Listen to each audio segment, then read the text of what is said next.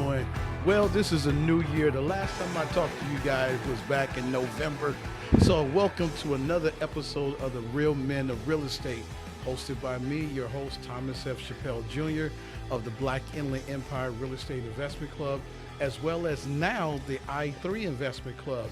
And the I3 stands for Inland, like Inland Empire, Investing, and Innovation. So you can check us out on our social media accounts, Facebook, YouTube's, and meetup.com for real, LinkedIn, and all the different places. Or you can contact me at my phone number, area code 404-844-1828. Once again, that's area code 404-844-1828. Or my email, which is thomaschappell33@yahoo.com. Once again, that's THOMAS, C like Charles, H like Harry, A like Apple, P like Paul, P like Paul, E like Edward, L like Larry, 33@yahoo.com. I know that's a mouthful, but here we are once again, welcoming the new year and looking for big and better things happening. I hope that a lot of you guys are not flaking out on your New Year's resolution. I hope that this show will be an inspiration for you to achieve all goals today. This show is basically about encouraging people, no matter how old or how young you are, that your dreams can come true as long as you go forth and meet those dreams. My guest here today is a gentleman that I've been knowing for maybe 6-7 years now? Yeah, at least that. Okay. Gentlemen, ladies and gentlemen, we have Mr. Robert Fragoso. Robert, how you doing today? Hey, I'm doing wonderful. Thank you for having me. I appreciate it very much. No problem. I appreciate you coming. So let's just get right into it. Let people know who Robert Fragoso it really is, and we'll start off from there. Sure. So I guess all in all, really, I'm a real estate investor, and at the end of the day, I am just kind of in that whole business, and I've been around now for over 3 decades. So really, at the end of it, I feel like I've touched just about every aspect of real estate for the most part. From when I got started off, I was wholesaling houses, although they didn't call it wholesaling back then, and I got into flipping after that. Then we did a pretty large hard money company. It's one of the largest in the country now, and syndicated apartment buildings, built new construction. I've had 2 construction companies. I mean, it's basically real estate for the most part. All I've done outside of a job that I had in high school, which was just telemarketing. Wow, telemarketing to real estate. So, and going back, you said that right out of high school you did telemarketing, and was that something that you just chose, or you just at that point needed a job? There was an ad, if I remember correctly, it was in the Penny Saver, and. Well, you taking it way back. I'm taking it way back. This is before the internet, right? I am aging. I should have worn a hat, but it's not seen the gray hairs. It's been great, but I just answered an ad, and at the time it was an election year, and so or a coming election year, so they were looking for political surveys is mostly what we were doing, and shortly after that, just a chance meeting, I met another real estate investor at a mall, and he kind of turned me on to real estate investing. I had an uncle who'd done really well with apartment buildings. And so, it was interesting to me. And he just kind of took me under his wing and showed me what to do. I didn't know anything better. So I just went out and started doing it. And, actually, initially he probably failed for the first, I don't know how long now, but I do remember my mom at one point saying, like, are you going to get a job again? But finally I got into a groove. I figured some things out that worked, and then the rest is history. Okay, so tell us about some of the challenges that you had in doing this when you just got started. So, a lot of times trainers and coaches, what they do is they really tell you to kind of fake it till you make it, and go out there and just start making offers or knock on doors or do whatever and send out flyers was really popular back then. And, I was a senior in high school, so I was still 17 years old. I wasn't 18 yet. Okay. And, you go out there and you start, I took his advice and I knock on people's doors and I'm like, hey, I want to buy your house cash. And they're like, right. yeah, you're get on your Schwinn and get out of here. It's He like, said Swin, ladies and gentlemen. How And many so- still remember Swin? all right. Huffy, I don't know what's out there now. Trek, is that what it is? All right. But, I think that at the end of it, I got into my groove and I figured out that honesty was the best policy. And I just said, listen, I work with an investor and I was door knocking foreclosures.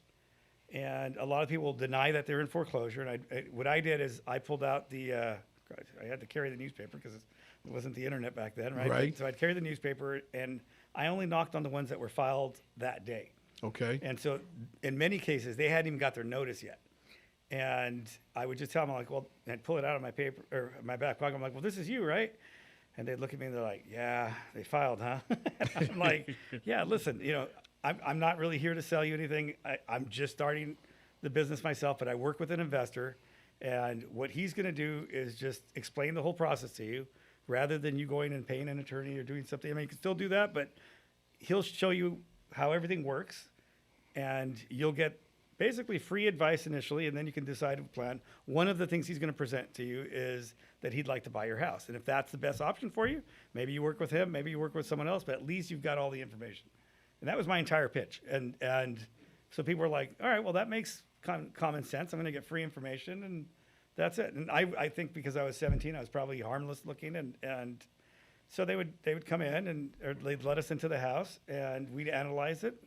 And a very high percentage of those people back then, this was 1989, would agree to sell us the house. And in many cases, they would do it subject to, and he had his whole kind of system that he would do, and he'd end up paying me for the lead and so forth. And that's kind of how I got started. Well, let me ask you this, because a lot of people that are getting started doing, as they call wholesale, because a lot of people can't differentiate between wholesaling and flipping when they're really one and the same. The only difference is that you get your money quicker on the buy side when you first buy it, and then if you flip it, then you would have to wait until after it's been remodeled and go through escrow and get it on that side. So were you nervous at 17 going knocking on people's doors and talking to them about their house, their finance situation? Here's the thing, right? When you're 17, you're kind of fearless. Correct. Because you don't really know anything about either liability or what, hey, this is scary. I just did it because I was told this is what you go do. Right. Right. And so because of that, I think, I had success early on. But, it did take a little while before you just get into the groove of what your pitch is. I had no sales training, no anything. It was just going out there and trying to figure it out. And So what the biggest thing I want to capture is that for someone that's new and want to actually do this and not go through the points of not being afraid, how would you get them to understand how they can do this? Okay, so I had a lot of challenges early on because I didn't really know anything, right? Right. And one of the problems that when you first start is that you know enough to kind of be dangerous, but not enough to actually transact. Correct. Right? And so that drives the fear for people. And I think that the best way to do that and to get educated is to either, find a coach, find a mentor, find someone who's doing it and get out there and doing it. But more importantly, what changed for me was that I started researching and doing a lot of homework and looking at who else was buying properties and what they were buying properties for and seeing what the marketplace was at that time. So that same process now I still do today. And what people don't realize is that, if you're, let's say, watching YouTube or, getting a lot of this free advice, sometimes it's dated, right? And the stuff that worked 6 months ago doesn't work today. Correct. And especially now, there's things that are changing right now. I mean, in a very, very significant way with like Chad GPT and all these other things and how you can market and how you can do outreach. And it's going to like really change the landscape here for real estate in the next 12 months in a significant way, I would say. And so if you're not on top of it and just consistently doing that homework, you're going to miss out. But if you're new, the best thing that you can do is don't look at yourself like an investor. Look at yourself like an order taker. Oh, okay. Right. And that's really what I did. And so I started looking and seeing, okay, you'd put like just nowadays, right? You can pull comps, pull comparable sales. And now all of this information is pretty readily available online. So you can see who's buying these fixer-uppers, or better yet, the easier way is look and see who's selling these houses that are completely remodeled, and then backtrack from there, and then see what they paid, connect with them via skip tracing tools, and reach out and just make some phone calls and connect with those investors that are active, because what they're going to do is they're going to tell you what the market, whatever marketplace you're in, it doesn't matter, right? They're going to tell you what they would be willing to pay for other properties, and that creates a market, right? And then all you got to do is now go out and find the homeowners and connect with them and fill that need. Okay, we gonna take a commercial break here. We're gonna come back with our guest, Mr. Fragoso, talking a little bit more about real estate. Thank you for listening to the Real Men of Real Estate.